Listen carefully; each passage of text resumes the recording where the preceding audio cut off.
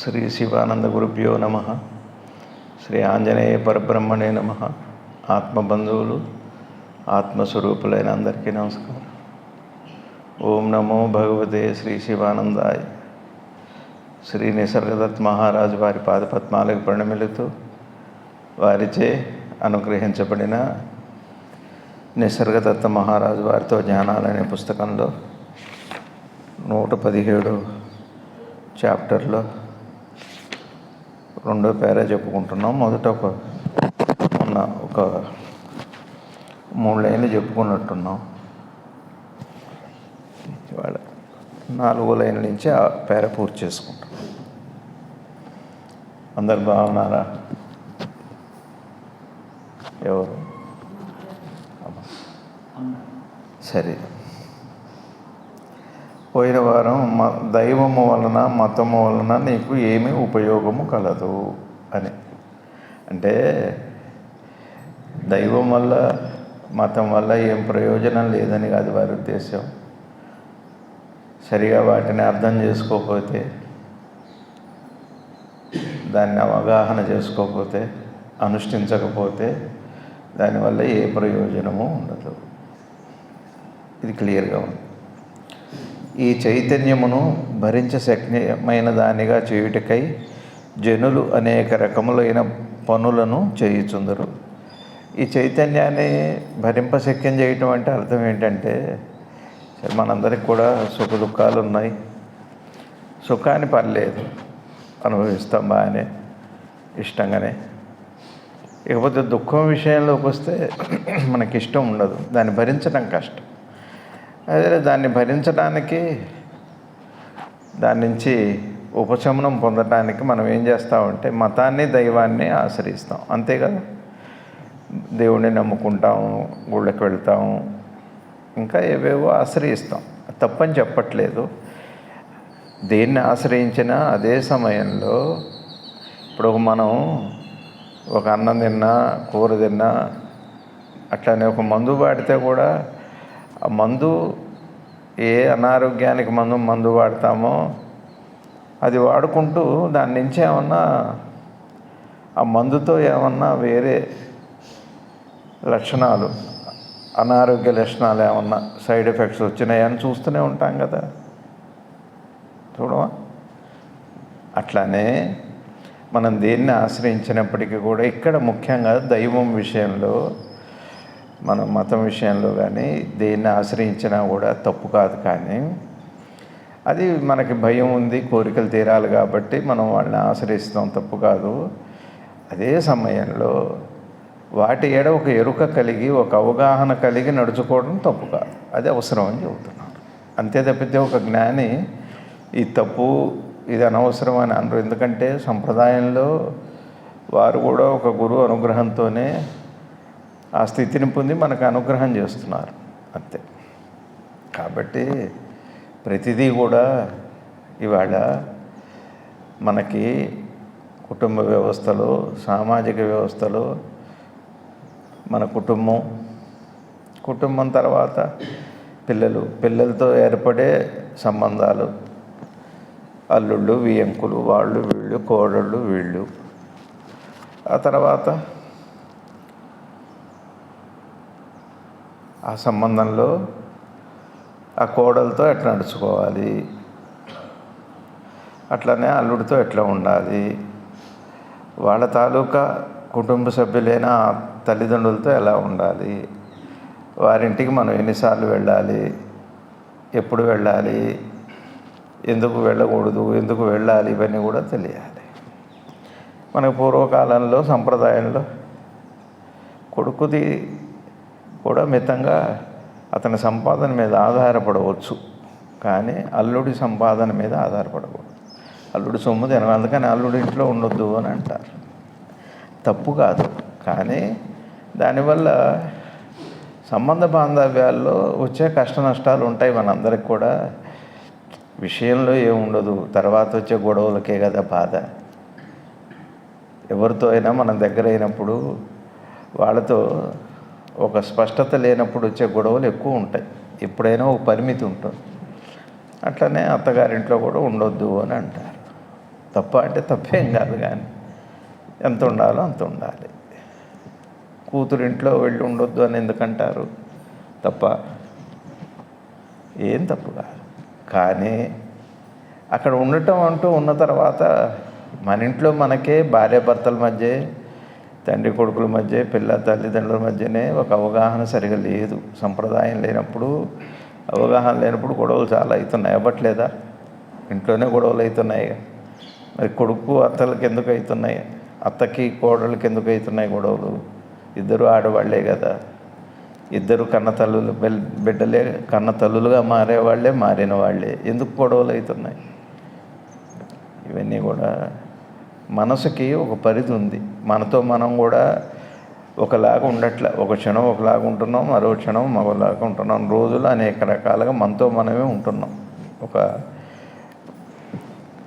కారణం ఏమిటి అంటే స్పష్టత లేకపోవటం వల్లే. దాన్నే చంచలత్వం అంటున్నాం, దాంతోనే ఇబ్బంది పడతాం. ఇవన్నీ మాట్లాడుకుంటూనే ఉన్నాం.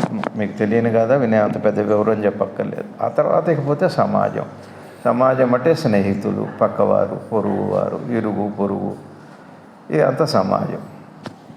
ఇకపోతే అక్కడికి వెళ్ళిన తర్వాత మతం, ఆ తర్వాత గుళ్ళు గోపురాలు. ఒక గుడి విషయంలో ఎలా ఉండాలి, దైవంతో సంబంధం ఎలా పెట్టుకోవాలి, గుడికి వెళితే దైవాన్ని మనకు కావాల్సింది అడగాలి. అట్లానే భగవంతుడు ఏమన్నా బోధ అందించాడా? అవతార పురుషుడుగా, ఒక కృష్ణుడుగా, ఒక రాముడుగా, అవతారాలు వచ్చిన ఈ గురువుగా వాళ్ళు ఏమన్నా బోధ చేశారో అది తెలుసుకొని రావాలి. ఒక కోరిక తీరాలంటే మనం ఏం చేస్తే బాగుంటుంది, ఏ కోరిక ఎవరిని ఆశ్రయించాలి, ఎవరిని అనుసరించాలి. ఇవాళ మనకి జబ్బు చేస్తే కూడా ఏ జబ్బో ఆ డిపార్ట్మెంట్కి సంబంధించిన డాక్టర్ దగ్గరికి వెళ్తాం. కన్ను అయితే కన్ను, పన్ను అయితే పన్ను, దేని వాళ్ళు దానికి. ఒక కంటి డాక్టర్ పంటి డాక్టర్ దగ్గరికి అంటే పంటి అవసరానికి వెళ్తాం. చెవు అయితే చెవు డాక్టర్ దగ్గర, డాక్టర్నే కదా అంటే కుదరదు. అట్లా ఉంది మరి. కాబట్టి ఎవరిని ఎవరు ఆశ్రయిస్తారు అంటే వారి దగ్గర లేనిది ఇతరుల దగ్గర ఏముందో దానికోసం ఆశ్రయిస్తాం. అట్లా గుడి దగ్గరికి వెళ్ళినప్పుడు ఏ పరమాత్మ అయితే సృజించాడో తన వాళ్ళని తను పిలుచుకుంటాడు. కాబట్టి జనాకర్షణ గుడి యజమానికి అక్కర్లేదు. గుడి యజమాని చేయవలసిందల్లా వచ్చిన భక్తుల్ని ప్రేమగా వాళ్ళకి ఏదో ప్రసాదం పెట్టడం, సరైన వసతులు కల్పించడం మాత్రమే. మిగిలిన ఈశ్వరుడు చూస్తాడు.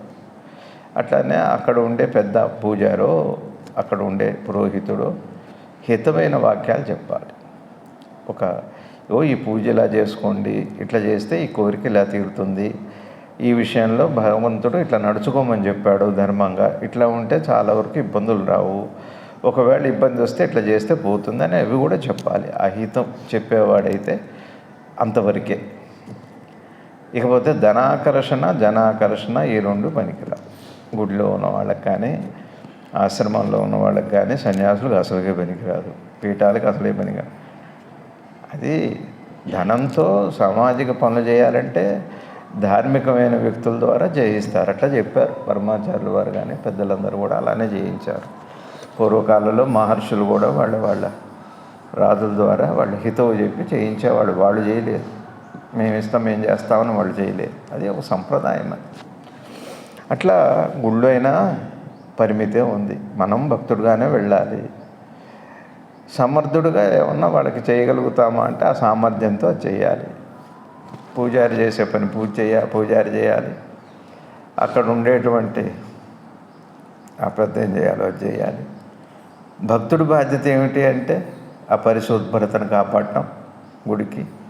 అట్లానే శుభ్రం, గుడిని శుభ్రంగా ఉంచాలి, తాను శుభ్రంగా ఉండాలి, మనసును పవిత్రంగా ఉంచుకోవాలి. మనసును పవిత్రంగా ఉంచుకోవడానికి పరమాత్మ చెప్పిన భగవద్గీత ఏదో గీత హితవాక్యం ఏదో ఒకటి ఆ పక్కన ఉన్న వాళ్ళకు కూడా చైతన్య స్థాయి పొందిన వాళ్ళు ఉంటారు ఆ వచ్చిన భక్తుల్లో.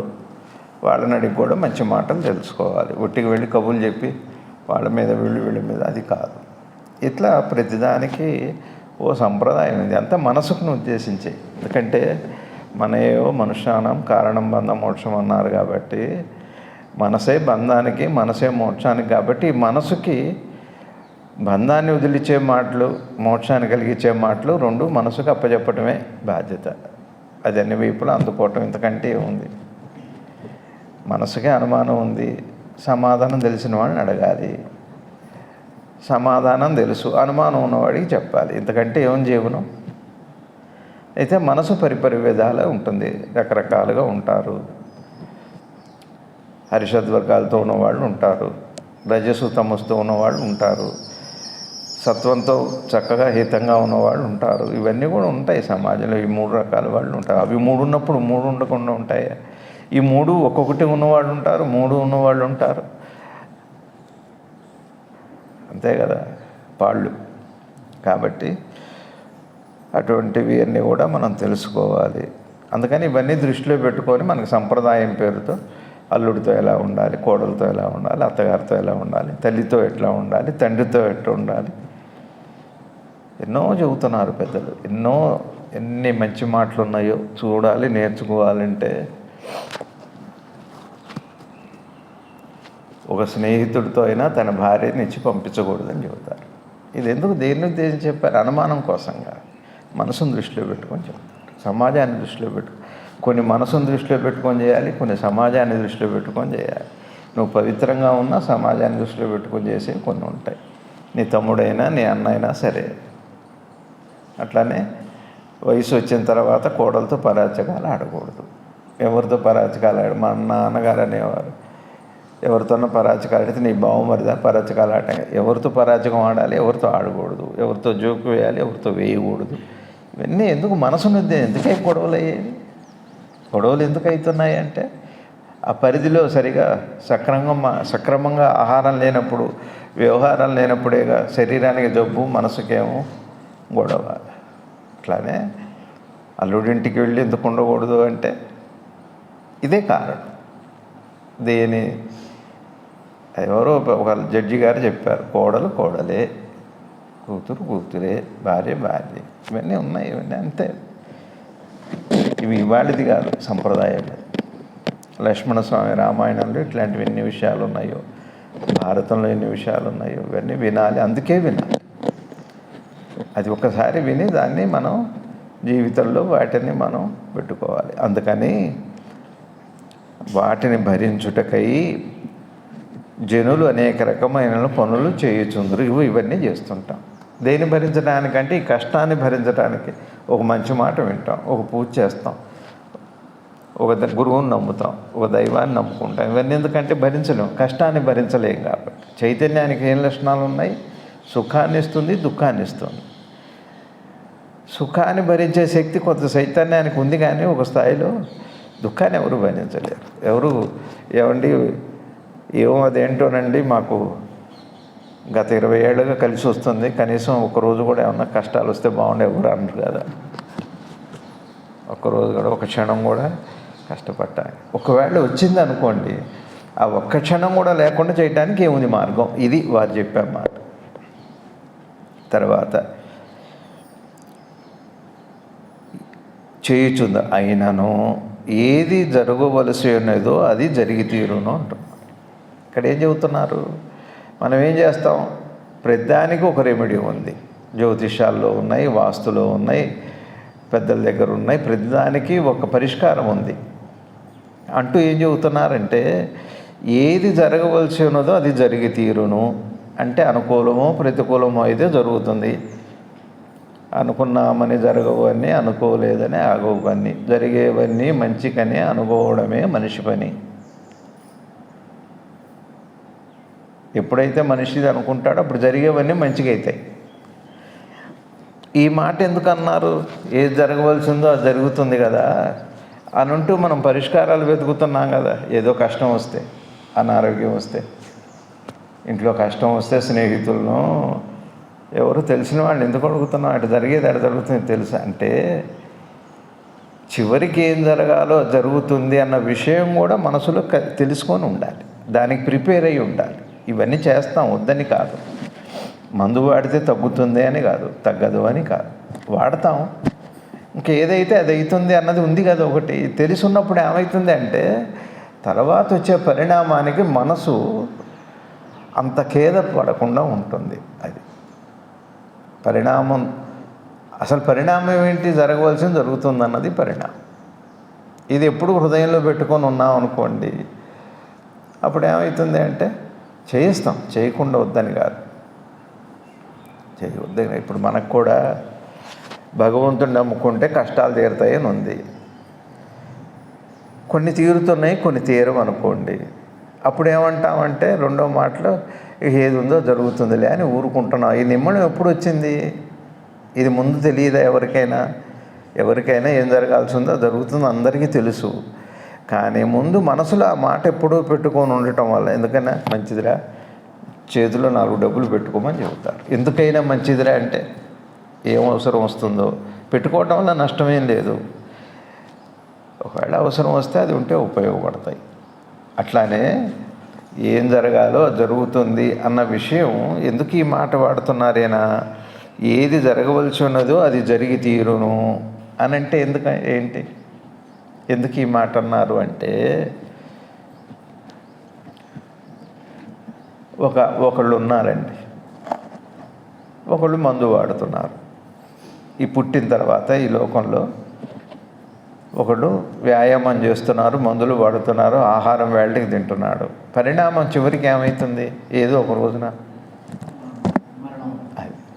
మరణం అయితే తెలియదా మనకి?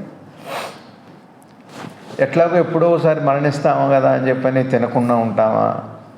వ్యాయామం చేయకుండా ఉంటామా? అనుకూలమైన తినకుండా ఉంటామా? అది కాదు.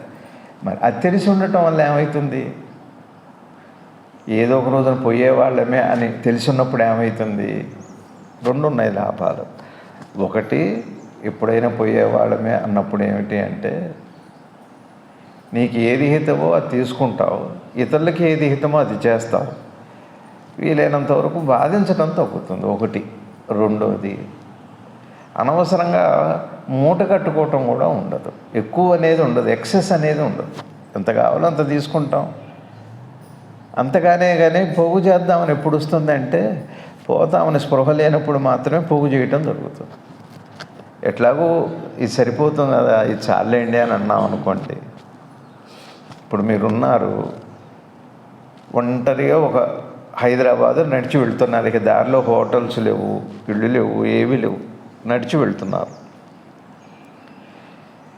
ఒక మూట కట్టుకొని బయలుదేరారు. ఎన్నాళ్ళు వస్తుంది? మీరు వెళ్ళాలి 4 రోజులు. ఒక మూటలో అన్నం ఎన్నాళ్ళు వస్తుంది? 2 రోజులు, 3 రోజులు. పోనీ ఉంది అనుకోండి, ఉంటే ఏమవుతుంది? ఆహారం ఏమవుతుందంటే పాడైపోతుంది కదా. ఇది తెలిస్తే ఏం చేస్తారు? ఈ 2 రోజులకి సరిపోండి ఎట్లా ఆగమవుతుంది కదా, అది వద్దులేండి అంటారు. మన ఇళ్లలో కూడా మనం చూస్తే, మన ఇళ్లలో కూడా ఎందుకు ఆగమయ్యేదిగా అంత వద్దులేండి, ఒక పూటకే కదా, ఇది చాలు, ఇది సరిపోతుందండి తినటానికి అని అంటామా? అనట్లేదా? ఎందుకు ఈ మాట అంటున్నాం?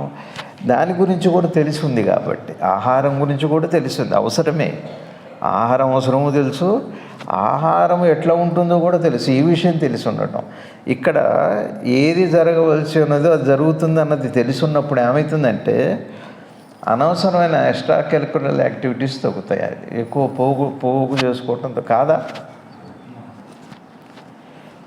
ఇప్పుడు మీరున్నారండి, విజయవాడ బయలుదేరారనుకోండి, ఒక పూటకి వెళ్ళొస్తున్నారనుకోండి, ఎన్ని బట్టలు తీసుకెళ్తారు?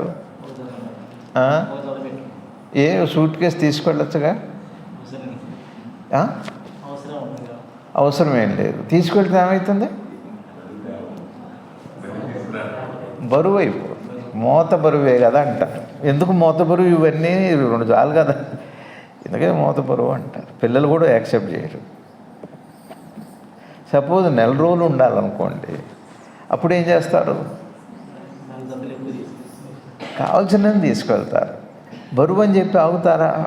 ఎప్పుడు కూడా పరిణామాన్ని దృష్టిలో పెట్టుకొని ఉండటం వల్ల జీవితానికి ఒక క్రమత ఏర్పడుతుంది. ఇదే సంప్రదాయం, ఇదే సంస్కృతి. మనం ఏం చేస్తాం? ఎప్పుడైనా పోయేవాళ్ళమే అన్నది తెలుసు, కానీ ఆ స్పృహ ఉండకపోవటం వల్లే చచ్చేట్టు ఇవాళ మోసాలు జరుగుతున్నాయి. ఇతరులని మోసం చేయటం అనేది ఎందుకు వస్తుంది అంటే అదే కదా. సరే, ఒకడు ఉన్నాడు అనుకోండి, వాడికి ఇంత అన్నం కావాలి, లాక్కొని తిన్నాడు అనుకోండి, తప్ప? సరే, ఒక రకంగా తప్పే, కానీ సరే పల్లె వెళ్ళి తీసుకుంటూ తిన్నాడు, ఆకలి అయిందేమోనంట. సపోజ్ ఇంత తీసుకున్నాడు అనుకోండి, ఏమంటారు అప్పుడు? ఇంత తీసుకొని అన్నాడు అనుకోండి, అప్పుడు ఏమంటారు? కక్కుర్తి అని అంటారు. సరే, పోనీ తీసుకున్నాడు అనుకోండి, తీసుకున్నాడు, ఒకరోజు తిన్నాడు, రెండో పూట కూడా తిన్నాడు, మూడో రోజుకి ఏమవుతుంది? అది అతనికే పనికిరాదు. అప్పుడు ఏమనుకుంటాడు? అయ్యో, అనవసరంగా తీసుకున్నాను కదా, ఇంత అవసరం లేదు కదా, అయ్యో ఎవరికైనా ఉపయోగపడేది, ఇంకొక నలుగురికి ఉపయోగపడేది అన్న ఒక మంచి భావన వచ్చింది. ఇదే అనుభవాన్ని పొందిన వాళ్ళు దాన్నే సంప్రదాయంగా సంస్కృతి కింద మనకు పెట్టారు. అదే సైకాలజీ. హితవాక్యాలన్నీ కూడా పూర్వంలో అనుభవించి, ఇది ద్రష్టలు, మహర్షులు, ఇవన్నీ తెలిసిన వాళ్ళు, ఈ మానసిక పరిణామం తెలిసిన వాళ్ళు. అందుకే మంచి మాటలు. ఇక్కడ శ్రీ నిసర్గదత్త మహారాజు వారు ఏది జరగవలసి ఉన్నదో అది జరిగి తీరును అనేది ఏందో మనకి ఎప్పుడు పెట్టుకోవాలి. ఏది జరగవలసిందో అంటే ఇక్కడ రెండు మాటలు ఉన్నాయి. ఏది జరగవలసి ఉన్నదో జరిగి తీరును అంటే నీ ప్రమేయం లేదనే కదా ఒకటి. రెండో మాట ఏం తెలుస్తుంది అందులో? ప్రతికూలతో అనుకూలతో ఏదో ఒకటి, అది నీ చేతిలో లేదనే ఉంది కదా, నువ్వు కర్తవు కాదని ఉంది కదా. ఈ ఒక్క మాటలో నువ్వు కర్తవు కాదని ఒకటి, నీకు అనుభవంలో ఏదో ఒకటి వచ్చి తీరుతుందన్నది ఒకటి, రెండోది నీకు ఆరాటాలు పోరాటాలు చూడటం అనేది జరుగుతుంది. ఇది పెద్దలు చెప్పిన మాట, అందరికీ ఉపయోగపడే మాట. ఇప్పుడు ఇది మనం సత్సంగం చేయటం వల్ల మన జ్ఞానం వస్తుందా రాదా అనేది ఈ మాట మనకు ఉపయోగమే కదా. ఈ మాట ఉపయోగమే కదా. కాపాడుకోలేంగా ఈ శరీరాన్ని, ఏదో ఒక రోజున పోయేది. అట్టని వద్దని అంటలేదు. తెలిసి ఉండటం వల్ల ఏమవుతుంది అంటే అనవసరమైన అతి పోతుంది. అది కాబట్టి ఏది జరగవలసి ఉన్నదో అది జరిగి తీరును, అది జరిగి తీరును. తపస్సు వలనను దైవము యొక్క నామము జపించుట వలన కష్టముల నుండి తప్పించుకొనవచ్చునని జనులు తలచెదరు. అవునా కాదు? దేవుణ్ణి నమ్ముకుంటే మన కష్టాలు తీరుతాయి, ఫలానా చేస్తే కష్టాలు తీరుతాయి నమ్ముతామా లేదా? అంటే నమ్మొద్దు అంటున్నారా? దానివలన కలిగిన ఏకైక ప్రయోజనం భయము తగ్గును. ఏమవుతుంది? దేవుణ్ణి నమ్ముకుంటే కష్టాలు తీరుతాయి, నామం చేసుకుంటే కష్టాలు తీరుతాయి అని నమ్మటం వల్ల ఏమవుతుంది అంటే భయం కలగకుండా ఉంటుంది. ఇక్కడ ఇప్పుడు చూడండి, దైవము యొక్క నామము జపించుట వలనను కష్టముల నుండి తప్పించుకొనవచ్చునని జనులు తలచెదరు. దానివలన కలిగిన ఏకైక ప్రయోజనము భయము తగ్గును అంటూ ఇప్పుడు ఇది చదవండి. ఏంటది? ఏది జరగవలసి ఉన్నదో అది జరుగును. ఇప్పుడు పెట్టండి, అప్పుడు ఎట్లుంటుందో. ఇప్పుడు మనం దైవాన్ని తలుచుకోవటం వల్ల, నామం చేయటం వల్ల భయం పోతుంది, కానీ జరగవలసిందైతే జరుగుతుంది. నామం చేయటం తప్ప ఉప్ప కాదు. నీకు భయం అయితే పోతుంది, కానీ జరగవలసింది అయితే జరుగుతుంది. ఇక దైవానికి దీనికి సంబంధం లేదు. నువ్వు నమ్మావు కదా అని జరగకపోవటం, నమ్మలేదు కానీ ఆగిపోవటం ఆ దైవానికి సంబంధించిన విషయం కాదు. నీ భయం అయితే పోతుంది. ఇక భయం పోతే చాలదు. ఒక గట్టు ఎక్కినట్టే, ఒక మెట్టు ఎక్కినట్టే. ఎందుకు నీవు ఆందోళన చెందేదవు? అది చైతన్యమును సహించుట కొరకే. ఎంత బాగా చెబుతున్నారో చూడండి. ఇది ఒక జ్ఞాని చెప్పే విధానం చాలా బాగుంటుందండి. మనకి భయం ఎందుకు వస్తుంది? ఇంట్లో అమ్మాయికి జబ్బు చేసింది, అల్లుడికి కొడుక్కి కూతురికి అల్లుడికి పడట్లేదు. ఇప్పుడు మనకేం వస్తుంది చెప్పండి? ఒక భయం వస్తుంది కదా. ఇప్పుడు దీనికి ఏం చేస్తాం? పరిష్కారం వెతుకుతాం. ఏదో ఒక నామం చేసుకుంటాం, లేదా ఏదో చేస్తాం. ఇది తప్పు ఉప్పు కాదు. అది ఇప్పుడు భయం వచ్చిందిగా. కొడుక్కి కోడలికి పడట్లేదు కదా, కూతురికి అల్లుడికి పడట్లేదు. ఇప్పుడు మనకేమొచ్చింది? భయం వచ్చింది. భయం వస్తే మనం భరించలేం. ఇప్పుడు ఏం చేయాలి? భయం పోవటానికి ఏదో చేస్తాం. నామము ఒక దైవాన్ని ఆశ్రయించటమో ఇంకేదో పరిష్కారమో వెతుకుతాం, అంతే కదా. దానివల్ల ఏమవుతుంది? భయం పోతుంది. భయం ఎందుకు వచ్చింది? ఆ అర్థంలో ఎందుకు వచ్చింది అంటే భయం వచ్చింది కాబట్టి నామం చేస్తున్నాం. కానీ ఒకవేళ మీకు భయం రాలేదు, చైతన్యంలో ఇది లేదనుకోండి, అప్పుడు నామం తలుచుకుంటారా? దైవాన్ని తలుచుకుంటామా? తలుచుకోం. అందుకని దైవాన్ని ఎందుకు తలుచుకుంటున్నామంటే కష్టం వచ్చింది కాబట్టి దైవాన్ని తలుచుకున్నాం. నాకు అదే అనిపించింది మొన్న. కష్టం వస్తే ఎవరు గుర్తొస్తారు? గురువు గుర్తొస్తారు. తర్వాత ఏమవుతుందో తెలుసా అండి? గురువు గుర్తు రావడమే కష్టమవుతుంది. అదే రెండే పద్ధతులు మనకి. కష్టాలు ఉన్నంతవరకే ఎవరైనా. అందుకని చెబుతారు, ఆవిడ కుంతి అమ్మవారు అందట కృష్ణ పరమాత్మతో, కృష్ణ కొద్ది కష్టాలు ఇవ్వు, లేకపోతే నువ్వు గుర్తుండవు. ఆ కష్టాలు కూడా ఎంత ఉండాలి అంటే మళ్ళీ నేను భరించేంత ఉండాలి, లేకపోతే మళ్ళీ నువ్వు గుర్తురావు. ఎక్కువ కష్టమైనా నువ్వు గుర్తురావు, అసలు కష్టం రాకపోయినా నువ్వు గుర్తురావు. కష్టము ఉండాలి, నువ్వు గుర్తు రావాలి. ఇక్కడ అదే చెబుతున్నారు శ్రీ నిసర్గదత్త మహారాజు. మనకు అసలు కష్టాలు ఎందుకు పెట్టాడు అంటే ఆందోళన వస్తుంది, దాన్ని తట్టుకోలేం కదా. అందుకని నామం చేస్తాం, దైవాన్ని నమ్ముతాం, ఏవో చేస్తాం, ఒక మతాన్ని ఆశ్రయిస్తాం. అది ప్రాసెస్ అంటూ ఇది గుర్తుపెట్టుకోవాలి. ఇప్పుడు దీని తర్వాత ఇది పెట్టండి, మళ్ళీ ఏది జరగవలసిందో జరుగుతుంది. అది ఫైనలే. మళ్ళీ నమ్మావు కాబట్టి అనుకూలం అవుతుందా? నమ్మలేదు, అందుకనేగా నమ్మినా కూడా మాకేం జరగట్లేదు అంటారు. కొంతమంది ఏమో మరి వాడు అసలు ఏం చేయడు కదా, ఎందుకు ఇట్లా అవుతున్నాయి, అన్నీ కలిసి వస్తున్నాయి అని అంటారు. ఇవి ఉన్నాయా లేవా? మనకి అందరికీ ఉన్నదే. ఇది మనకు అర్థమైంది. అసలు ఎందుకు పెట్టాడు ఇవి అంటే ముందు దృష్టి ఒకవైపు రావాలి అంటే ఇది భరించలేవు కాబట్టి నామం చేసుకున్నావు. ఏది భయం వస్తుంది కాబట్టి నామం చేసుకో, నువ్వు దైవాన్ని నమ్ము, తప్పులేదు.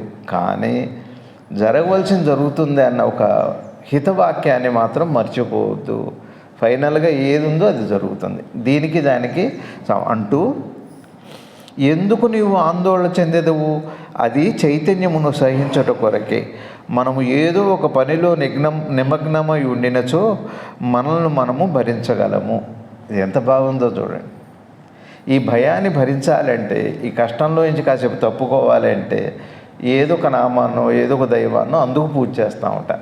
కారణం ఏమిటి అంటే ఒక దాంట్లో మనం ఆ భయాన్ని తట్టుకోవాలంటే ధ్యాస మారితే ఆ భయం తగ్గుతుంది.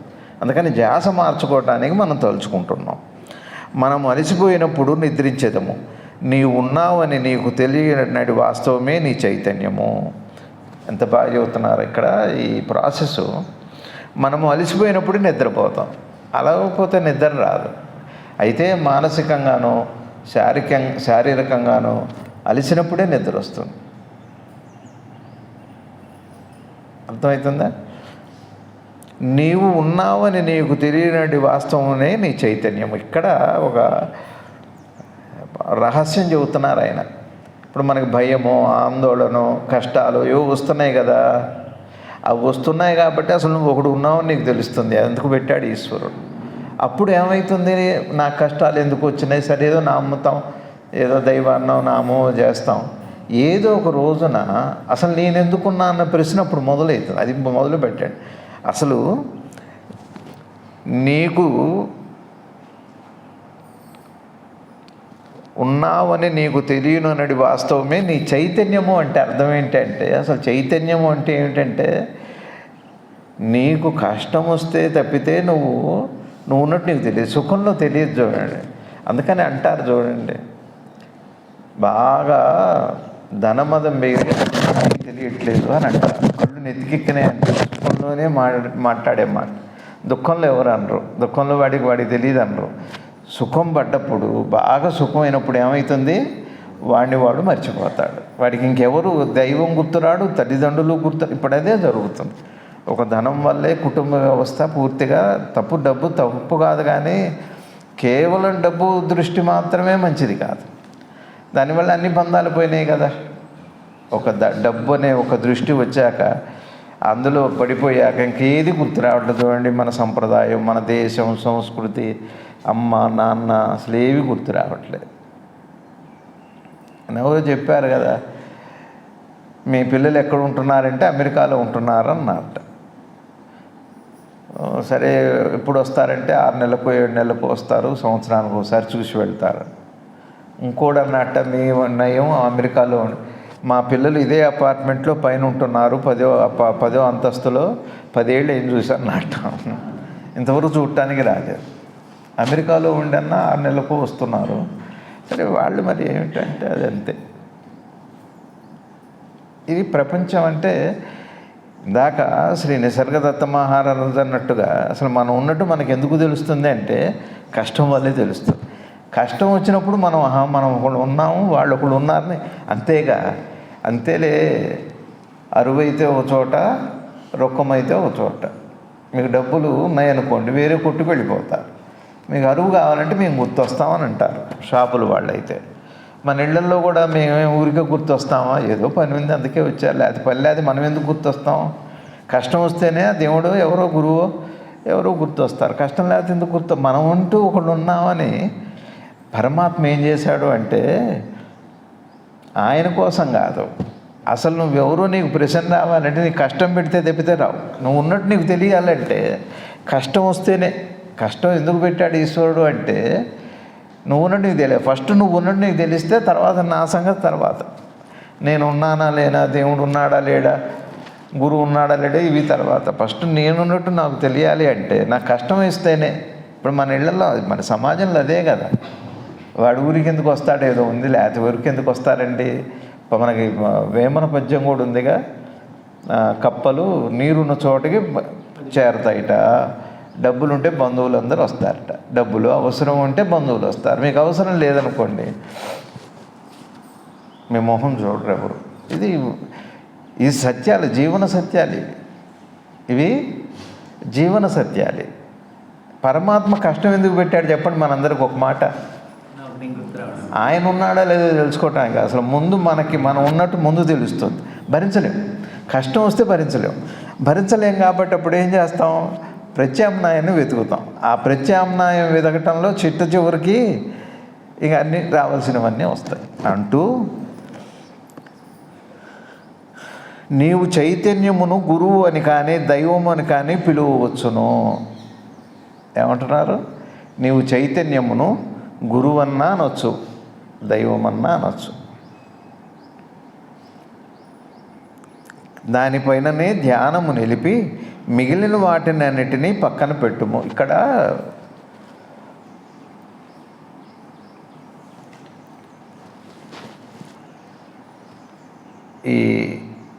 ఈ పేరాని బాగా అర్థం చేసుకోండి అమ్మా. పైన ఏం చెబుతున్నారో చూడండి. ఈ చైతన్యమును భరించ శక్యమైన దానిగా చేయుటకై జనులు అనేక రకములైన పనులను చేయుచుందురు. ఈ చైతన్యమును చైతన్యము అంటే భయము, ఆందోళన, ఇంకేమన్నానండి, ఇవన్నీ చైతన్యమే. అసలు మనసు వ్యక్తమవటమే చైతన్యం కదా. అసలు చైతన్యము యొక్క మొట్టమొదటి అసలు చైతన్యం అంటే పరమాత్మ. చైతన్యంలో కనపడే లక్షణాలు ఇవి. మీకు అర్థమవుతుందండి? ఒకటి తేలిగ్గా అర్థం కావటాన్ని చెబుతా. ఇప్పుడు భయం మనకి మెలకు వచ్చాక వస్తుందా, భయం వచ్చాక మెలకు వస్తుందా? మెలకు వచ్చాక మీకు భయం. సింపుల్. ఆలోచనలు మీకు మెలకు వచ్చాక వస్తాయా, ఆలోచనలు వచ్చాక మెలకు వస్తుందా? అందరి అనుభవం.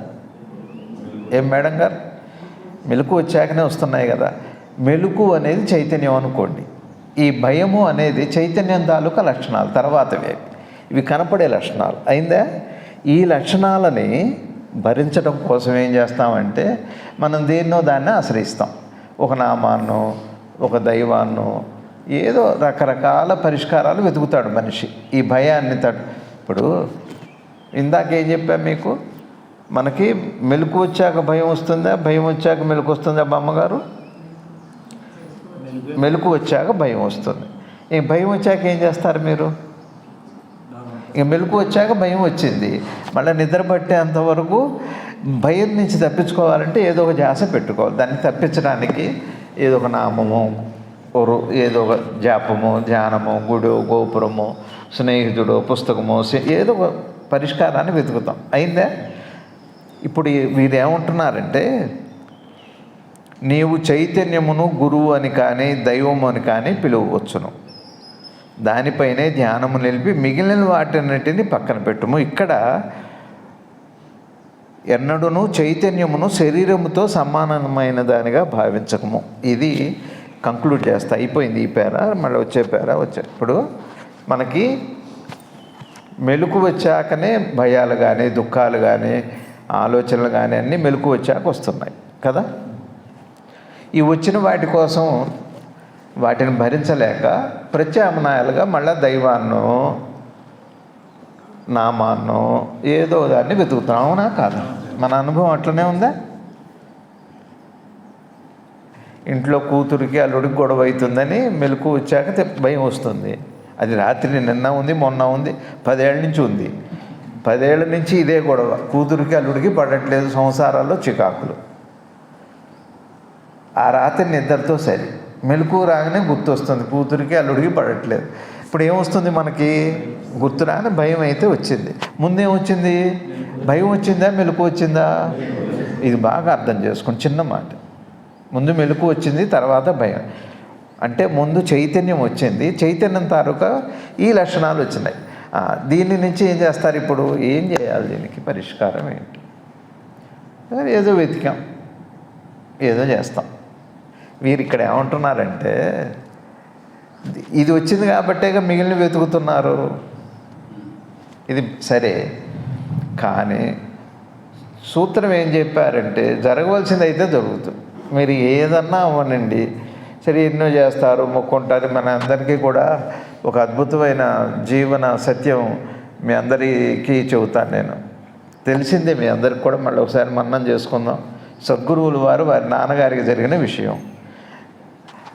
వాళ్ళది పెద్ద ఆస్తి, 1000 ఎకరాల జమీ వాళ్ళది, 1000 కోట్ల రూపాయలు. గురువు గారు వాళ్ళ ఇంట్లో నుంచి వచ్చేటప్పుడు ఉన్న ఆస్తి కొన్ని 1000 కోట్ల రూపాయలు. 150 రూపాయలతో బయటకు వచ్చారు, ఉద్యోగం చేసుకున్నారు. మన గురువు గారి కథ. వాళ్ళ నాన్నగారికి వాళ్ళ దాయాదులతో మన ఇళ్లలో లాగానే కోర్టు గొడవలు. నాదంటే నాది. ఏముంది? ఎవరిది? నాదంటే నాది. అది తరతరాలుగా అక్కడే ఉంటుంది. కానీ కొట్టుకోవటానికి మాత్రం తరతరాలు వస్తుంటాయి. అది తీర్చడం ఎవరి తరం కాదు. ఇల్లు అదే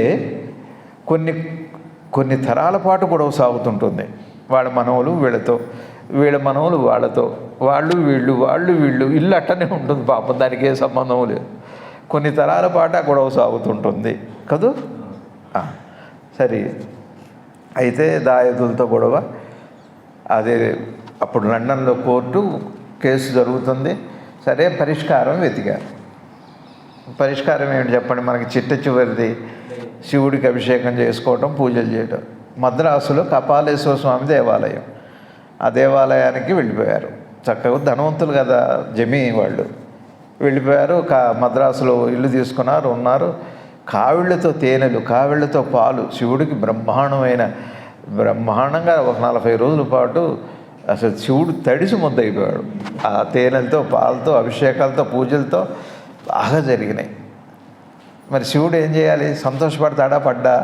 ఇప్పుడు ఈ శ్రీ నిసర్గదత్త మహారాజు వారు చెప్పిన దానికి సామ్యంగా ఉందో లేదో మీరే చెప్పండి. మీరు ఆలోచిస్తే మీకే అర్థమవుతుంది. ఇది పరిష్కారం కదా, వారికి తోచిన పరిష్కారం, కనపడుతున్న పరిష్కారం.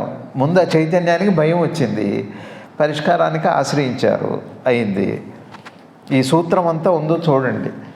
ఆ రాత్రి 40వ రోజు రాత్రి ఆ పరమశివుడు వారు అనుగ్రహం చేసి వారికి కల్లో కనపడ్డారు. కల్లో కనపడి, నాయన నువ్వు చేసినటువంటి ఈ దీక్ష, ఈ సేవకు నేను కడుంగా సంతసించాను, కానీ నువ్వు కోర్టులో ఈ కేసులో ఓడిపోతావని చెప్పారు. శివుడు ఏం చెప్పాడు? కల్లో కనపడి, సంతోషపడ్డాను, చాలా ప్రీతి కలిగింది, నువ్వు ఓడిపోతావు. శివుడు దయ కలగటం ఏంటి, ఓడిపోవటం ఏంటి? ఇప్పుడు ఈ సూత్రానికి ఇందాక నిసర్గదత్త మహారాజు చెప్పింది కలపండి. ఏం చెప్పారు చివరిలో? జరగవలసింది జరుగుతుంది. అది శివుడు చెప్పారు. ఓడిపోతారని చెప్పారు. శివుడు నాకు దయ కలగలేదు, ఇదంతా వేస్ట్, అవంతా చెప్పలేదు. వెంటనే వారిలో ఆ పరివర్తన కలిగింది. ఆ కోర్టు కేసులు పెట్టారు. అది ఏదో అయింది, చివరికి ఏదో అయింది అనుకోండి. ఏమవ్వాలో అది అయిపోయింది. గురువుగారు కూడా దాని వైపు చూడలేదు. అది సంప్రదాయం. ఆవిడకి శరమంగళాదేవి గారికి పిల్లలు లేకపోతే వాళ్ళకి కల్లో కనపడ ఆ శివుడి సరే ఏదో లేండి అవన్నీ. సరే, విషయం ఏంటి అంటే ఇప్పుడు ఈ సూత్రం ఏంటి? మీకు ఏమనిపించింది? చైతన్యానికి వచ్చింది. ఆ తర్వాత వారు ఏం చేశారు, కోర్టు కోసి వదిలిపెట్టారు. చైతన్యంలో భయం వచ్చి శివుని పట్టుకున్నారు, కేసు కోసం శివుని పట్టుకున్నారు, ఓడిపోతారని శివుడిని చెప్పారు. ఇప్పుడు ఏం చేశారు, ఆయన కేసును వదిలిపెట్టి ఆస్తిని వదిలిపెట్టి శివుని పట్టుకున్నారు. ఇది కథ. ఆ తర్వాత తరించారు. ఎంత గొప్ప జీవనం అంటే 104 పైన సంవత్సరాల పైన ఆయన జీవించారు. ఒకరోజు గురువుగారిని పిలిచారట. బాగానే ఉన్నారు ఆరోగ్యంగా. ఏనాయనా మరి నేను ఏ గడియలు మంచివి పౌర్ణమిలో అని అడిగారట.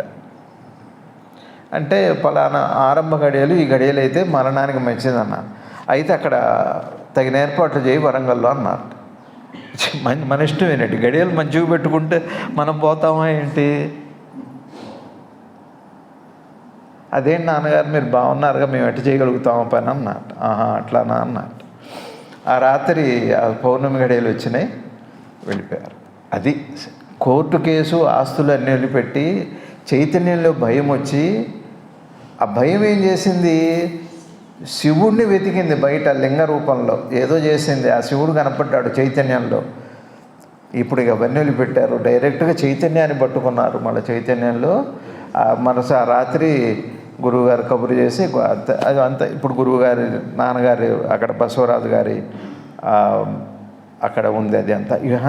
ఇక్కడ మనకేంటంటే వీరేమంటున్నారంటే, మనకి మెలకు వచ్చాక భయం వచ్చింది కదా, భయం వచ్చాక మనం దేన్నో ఆశ్రయిస్తున్నాం కదా, దానికోసం మంచిది. వారేమంటున్నారంటే చైతన్యం వచ్చిన తర్వాత వీటిని ఆశ్రయించకుండా ఆ చైతన్యాన్నే చూడండి అంటున్నారు. మెలకు వచ్చాక ఇక్కడ కంక్లూడ్ చేస్తున్నారు ఫైనల్గా. ఇవాళ ఈ పేరాలో ఉన్నది ఏమిటంటే, మీకు మెలకు వచ్చాక ఏమొస్తుంది, భయం వస్తుంది. మనందరికి కూడా భయానికి అనేకం వెతుక్కుంటున్నాం ఏదో పేర్లతో, ఎవరికి ఏది ఇష్టం అది. వారు ఏమంటున్నారంటే దీన్ని వెతక్కుండగా మెలకునే పట్టుకుండా ఉంటున్నారు అంతే. ఇవాళ పేర కంక్లూజన్ ఏంటంటే, మెలకు వచ్చాక భయం వచ్చాక దేనో పట్టుకుంటున్నారు కదా, అయినా పట్టుకున్నప్పటికీ కూడా ఏం జరగాల్సిందో అది జరుగుతుంది. దానికంటే బెటర్ ఏమిటి అంటే, మెలకు వచ్చాక ఇవన్నీ వస్తున్నాయి కదా, దేన్నో నేను ఎందుకు పట్టుకోవాలి, అసలు మెలకు ఏమిటి అని ప్రశ్నించి మెలకును పట్టుకోండి అని కంక్లూడ్ చేశారు ఇవాళ. అర్థమైంది.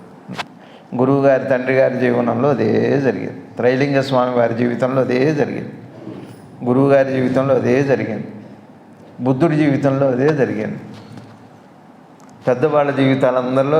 మనం కూడా ఏం చేస్తామంటే, మనకి వాళ్ళ కష్టం వస్తే పరిష్కారాలు బయట వెతుకుతున్నాం. వద్దని చెప్పట్లేదు, అది మంచిదే కాదా, నువ్వేం నమ్మినా నమ్మకపోయినా ఏం జరగాలో జరుగుతుంది ఫైనల్గా. కానీ పూర్వమైన చైతన్యమే గురువు, ఆ చైతన్యమే శివుడు. బయట నామాల్లో బయట రూపాల్లో కాకుండా చైతన్యంగానే శివుడుగా, చైతన్యాన్నే గురువుగా నీ చైతన్యాన్ని పట్టుకో, యువతలు కాదు. మీకు అర్థమవుతుందండి? మనకు మెలకు వచ్చాక భయం కదా వస్తుంది, భయం వచ్చాక దేనో దాన్ని పట్టుకుంటున్నాక దేంతో పట్టుకుంటున్నాం, భయంతోనే పట్టుకుంటున్నాం. భయం పోతుందా, పోతే పోవచ్చు, పోకపోతే పోవచ్చు. ఒకటి చూడండి, ఇందాక పొద్దున ఎవరో చెబుతున్నారు, ఒకళ్ళకట ఏదో జాయింట్ పెయిన్స్ వచ్చినాయట, ఏదో నామం చదివితే పోతుంది, పలానా మంత్రం చదివితే పోతుంది అని చెప్పారట వాళ్ళు. సరే వాళ్ళు చదువుకున్నారు, మోకాళ్ళు నొప్పులు పోయినాయి, హాయిగా ఉంది వాళ్ళు. మంచిది కదా. ఇప్పుడు మనకు కూడా ఏమనిపిస్తుంది, అది మనకు కూడా తెలిస్తే బాగుండి. ఈ హాస్పిటల్ చుట్టూ మోకాళ్ళ నొప్పులు ఇవి, వెంటనే పక్షవాతం వచ్చిందట. వాళ్ళకి ఏం అర్థం కాలే, తగ్గిందా వచ్చిందా, ఆ నామం వల్ల తగ్గిందా, ఆ నామం వల్ల కొత్తది వచ్చిందా, కొత్తది వచ్చేటట్టు ఉన్నది తగ్గడానికి వీల్లేదు. ఒకవేళ ఉన్నది దానివల్లే తగ్గితే కొత్తది రావడానికి వీల్లేదు.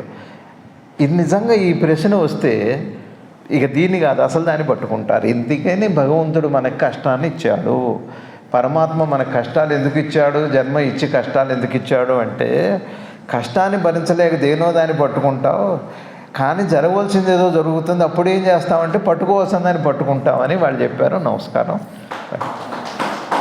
ఇబ్బంది కలిగిందా, ఏమైనా అర్థమైందా సబ్జెక్టు? గురువుగారిది అర్థమైందా? ఏం చెప్పండి, గురువుగారిది ఏమర్థమైంది మీకు? ఇదే జరిగింది.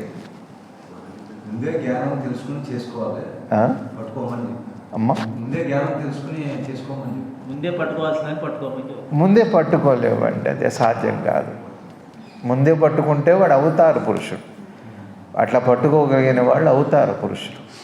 మన వల్ల కాదు. మనకేదో రావాలి. ఒకళ్ళు ఉన్నారు, ఒక మాటలో ఇంచో, ఒక అవమానంలో ఇంచో, ఒక దుఃఖంలో ఇంచో పరివర్తన జరుగుతుంది. కానీ డైరెక్ట్గా ఒక్కసారి అయితే వాడు అవతార పురుషుడై ఉంటాడు. మనకి సాధ్యం కాదు అది. మనకి మామూలు వాళ్ళు మనకు కష్టం వస్తేనే. కానీ ఇప్పుడు గురువుగారు అంటారు, ఇప్పుడు అప్పులు ఉండాలట. అప్పులు ఉంటేనే జాగ్రత్త పడి సంపాదించుకుంటాడు. ఎంతో కొంత అప్పు ఉండాలంటారు గురువుగారు. అప్పు చేయమని కాదు, కొంచెం అప్పు ఉంటేనే జాగ్రత్త కోసం సంపాదిస్తారు. బాగా డబ్బులుంటే ఎంత నాశనం చేసేవాళ్ళు ఎంతమంది లేరు. మీ అందరికీ తెలుసు, మన సినిమా యాక్టరు జాకీ చాన్ ఆ బజ్జీ చాలా గొప్ప ఫైటర్. ఆయన చాలా ఇంగ్లీష్ సినిమాలు ఉన్నాయి, చూడండి, బాగుంటాయని. జాకీ చాన్ సరదాగా నవ్విస్తారు. ఆయన కోట్ల రూపాయలు ఆశ సంపాదించారు, కోట్ల రూపాయలు. ఆయన కొడుక్కి పైసా ఇవ్వలేదు, పైసా రాయలేదు. అంతా ఏదో మనకి రాయలేదులేండి, ఎవరికి రాశారో తెలియదు. అది బాధగా ఉంది. అది విన్నప్పుడల్లా బాధ కలిగేది. ఆ తర్వాత కొడుకుని అడిగారు. కొడుకు చెప్పాడు, నేను సమర్థుడిని నేను సంపాదించుకోవాలి, కానీ అది నాకెందుకు అన్నాడు. అది గురువుగారు ఒక మాట అన్నారు, కొడుకుని అసమర్థుడిని చేయడానికి ఇస్తారు, సమర్థుడైతే వాడి సంపాదిస్తాడు, వీడికి సరిపడా ఉంటే చాలండి. మనందరం ఏం చేస్తామంటే, అందుకే గురువుగారు ఒక అద్భుతం, నాకు చాలా నచ్చిన మాట, పిల్లల కోసం పుణ్యం చేస్తారు, పుట్టాక పాపం చేస్తారని. ఇది నిజంగా చాలా అండర్లైన్ చేసుకునే మాట అది. కానీ ఎవరు ఎప్పుడు ఎట్లా ఉండాలో మన ఇళ్లలో కుటుంబ వ్యవస్థ చాలా గొప్పదండి. కుటుంబంలో కష్టాలు, అందుకని ఆత్మీయత వస్తుంది. అమ్మ నాన్న ఎప్పుడు గుర్తొస్తారంటే, అమ్మకు అమ్మ అంటాం, కష్టం వస్తే అమ్మ అంటాం. అమ్మ అని ఎప్పుడు అంటాం? మెలకు వచ్చాక అంటాం. నువ్వు మెలకును పట్టుకున్నావా, ఆ పరాత్పర చైతన్య దర్శనం అమ్మ, ఈ సకల సృష్టికి మూల కారణమైన అమ్మ దర్శనం అవుతుంది. ఈ కష్టం వస్తే ఈ అమ్మ గుర్తొస్తుంది. కానీ ఆ కష్టంలో ఏంచే మూల చైతన్య రూపమైన పరాత్పరిని ఆ అమ్మ జగన్మాత దర్శనం కూడా ఆ కష్టంలో ఏంచే. అందుకని కష్టం మరక మంచిదే, త్రిపుల్ X వాడినట్టుగానే కష్టం మంచిదే. కష్టంలో నుంచే ఒక పరివర్తన. అందరి జీవితాల్లో నాకు అవమానం తర్వాతనే ఇంత సంపాదించానంటారు చాలా. కాబట్టి ఇప్పుడు ఏంటి వాళ్ళ ఎసెన్స్ ఏమిటో ఒక మాటలో ఇందా చెప్పారు. మళ్ళీ ఎందుకు అడుగుతున్నారండి? మనకి మెలకు వచ్చాకనే అన్నీ వస్తున్నాయి కదా. అన్నీ వచ్చాక మళ్ళీ వేరే వాటిని పట్టుకున్నా ఎట్లా జరిగేది అట్లా జరుగుతుంది. అది నిజమే. ఒకసారి అనుకూలం, ఒకసారి ప్రతికూలం, అది అందులోనే ఉంది. కానీ అసలు మెలకు వచ్చాక అది ఇవన్నీ వస్తున్నాయి.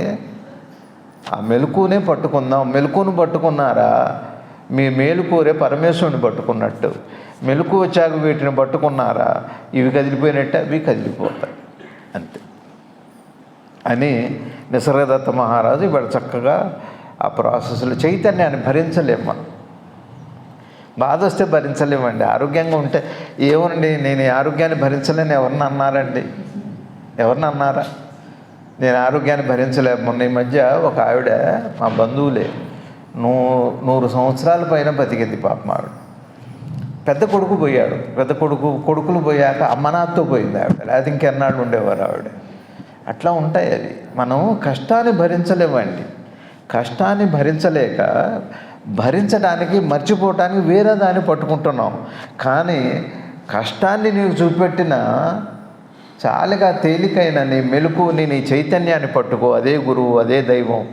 చాలా గొప్ప తపస్సు అని శ్రీ నిసర్గదత్త మహారాజు మనకి ఇవాళ ఈ పేరాలో చెప్పారు. వచ్చే వారం నమస్కారం. Thank you.